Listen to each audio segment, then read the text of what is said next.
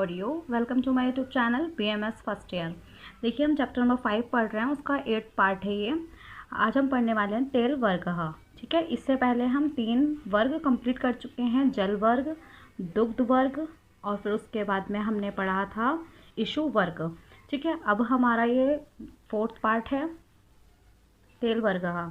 अब इसे पढ़ते हैं हम। देखिए इसमें क्या लिखा है, श्लोक आप बुक से पढ़ लीजिएगा 55 एंड 56। तो इसमें क्या लिखा है देखिए, सभी तेल अपने अपने योनि के गुणों के समान होते हैं।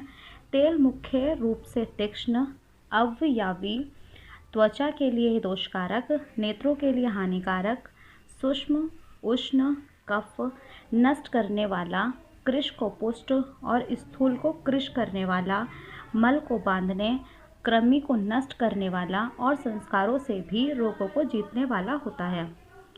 देखिए गाइस, इसका मतलब समझते हैं हम। जो तेल होता है अपने अपने योनि का मतलब क्या है, जो अपने अपने जगह पर मतलब अपने अपने स्थानों जहाँ से उनकी उत्पत्ति हुई है, उत्पत्ति स्थान। योनि का मतलब होता है उत्पत्ति स्थान। उत्पत्ति स्थानों के गुणों के समान होते हैं। देखिए तेल मुख्य रूप से तीक्ष्ण होता है। अवयवी का मतलब क्या होता है, पहले शरीर के अंदर फैलता है फिर उसके बाद में डाइजेस्ट होता है। ठीक है, त्वचा के लिए दोषकारक होते हैं और नेत्रों के लिए हानिकारक। इसलिए कहते हैं खाने के अंदर ज़्यादा ऑयल का इस्तेमाल भी नहीं करना चाहिए। सूक्ष्म होता है उष्ण, कफ नष्ट करने वाला, कृश को पुष्ट और स्थूल को कृश करने वाला और मल को बांधने वाला होता है। मतलब जो मल होता है उसे एक साथ बांधता है।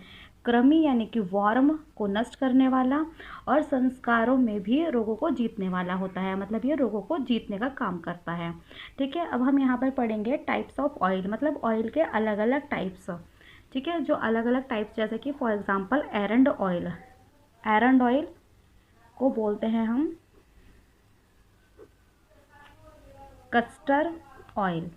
ठीक है, कस्टर ऑयल कौन से होते हैं देखिए, सात्विक्त, उष्ण मेरंडम, तेलम, स्वादुसरम, गुरु, वृद्म, गुल्म, अनिल, कफ, अनुदरम, विषम, ज्वरम, रुक, शोफो, चाकटी, गुरह, कोष्ठ, पृष्ठा, श्रेयो, जयत।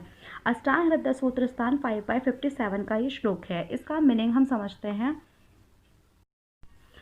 देखिए तिक्त, जो एरंड का तेल होगा, ऑयल जो होगा, वो क्या होता है, उसके अंदर जो गुण होते हैं वो तिक्त होता है, उष्ण होता है।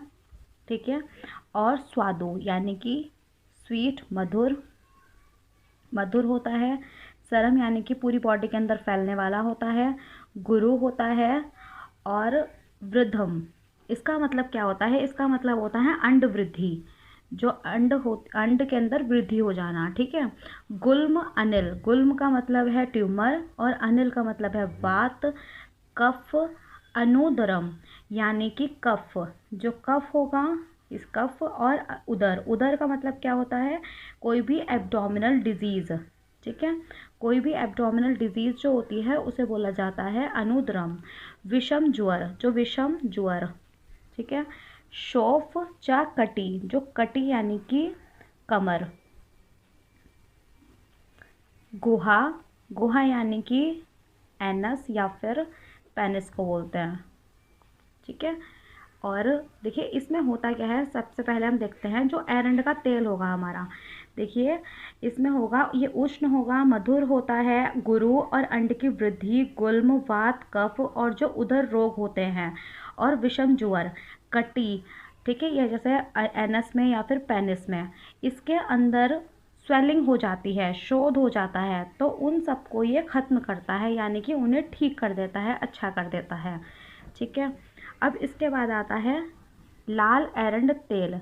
जो लाल एरंड का तेल होता है वो कैसा होता है, तीक्ष्ण, वो भी तीक्ष्ण होगा, उष्ण होता है, पीछी छल होता है, और विस्त्रम, विस्त्रम क्या है, अम्ल जैसी, मतलब अम्ल विस्त्रम, उसके अंदर आम के जैसी मतलब दुर्गंध आती है, आम गंधी स्मेल टाइप आती है कुछ। ठीक है, अब इसके बाद देखते हैं हम, देखिए सरसों का तेल। अब सरसों के तेल के गुण देखते हैं, उसके तेल के गुण कैसे होते हैं। कटु उष्णम, देखिए वो क्या होगा, कटु होगा, उष्ण उष्ण होगा, तीक्ष्ण होता है, कफ शुक्र अनिल, कफ को शुक्र को अनिल यानी कि वात, इनका हरम मतलब कि इन्हें नष्ट करता है। ठीक है, इन्हें क्या करेगा, नष्ट करेगा। किस किस चीज़ को, कफ को, शुक्र को, अनिल को, इनको क्या करता है, नष्ट करता है। ये लघु यानी कि लाइट होता है। पित्त रक्त, जो पित्त रक्त होता है, पित्त और रक्त कारक होता है। कोठ कुष्ठ, जो कुष्ठ यानी कि स्किन डिजीज, जो कुष्ठ होती है, कुष्ठ उसे बोलते हैं स्किन डिजीज। और कोट का मतलब क्या होता है, यहाँ पर मैं लिख देती हूँ, जैसे पैचेस पड़ जाते हैं ना स्किन पर, उन्हें बोला गया है पैचेस, जो पैचेस हो जाते हैं स्किन के ऊपर। और अर्श, देखिए यहाँ पे अर्श और वर्ण यानी कि एब्सेसेस और जंतु, इन सबको क्या करता है, इन सबको नष्ट करता है। यानी कि सरसों का तेल, जो सरसों का तेल होता है वो कटु होता है, उष्ण होता है, तीक्ष्ण होता है, कफ और शुक्र और वात को नष्ट करता है। और ये लघु होता है, पित्त और रक्त कारक होता है। और जो कोष्ठ यानी कि स्किन के इसके उनके ऊपर जो पैचेस वगैरह हो जाते हैं और या फिर स्किन डिजीज़ हो जाती है, पाइल्स हो जाता है या एब्सेसेस हो जाते हैं, या जो जंतु वगैरह होते हैं, इंसेक्ट वगैरह, उन्हें ये नष्ट करता है। ठीक है, अब इसके बाद में आता है बहेड़े का तेल। देखिए बहेड़े का तेल, जो बहेड़े के तेल के गुण क्या होते हैं, वो स्वादु यानी कि मधुर, मधुर होता है। हेम यानी कि ठंडा। और केश वर्धक होता है, मतलब केश को बढ़ाता है। ठीक है, केश वर्धक होगा। गुरु होता है।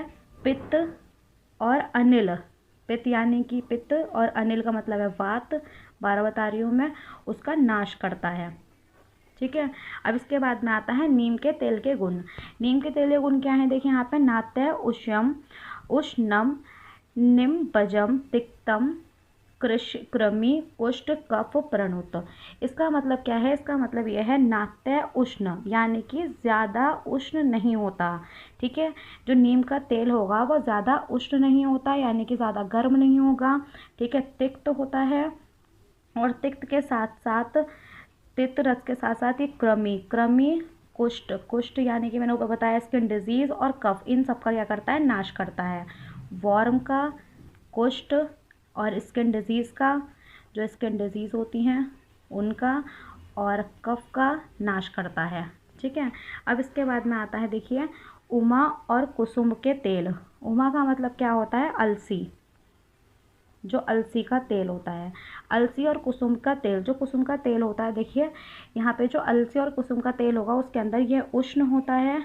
देखिए यहाँ लिखा हुआ है, ये उष्ण होता है। और जो त्वग दोष यानी कि जो त्वचा के दोष होते हैं, ठीक है, त्वचा के जो दोष होंगे, त्वचा के जो रोग होते हैं, जैसे कफ और पित्त, ये कफ और पित्त को क्या करता है, कुपित करता है।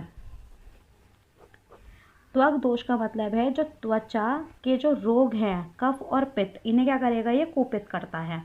ठीक है गाइस, अब इसके बाद देखते हैं हम, देखिए यहाँ लिखा है तिल तेलम वरम तेषु को शुंभ वरम परम।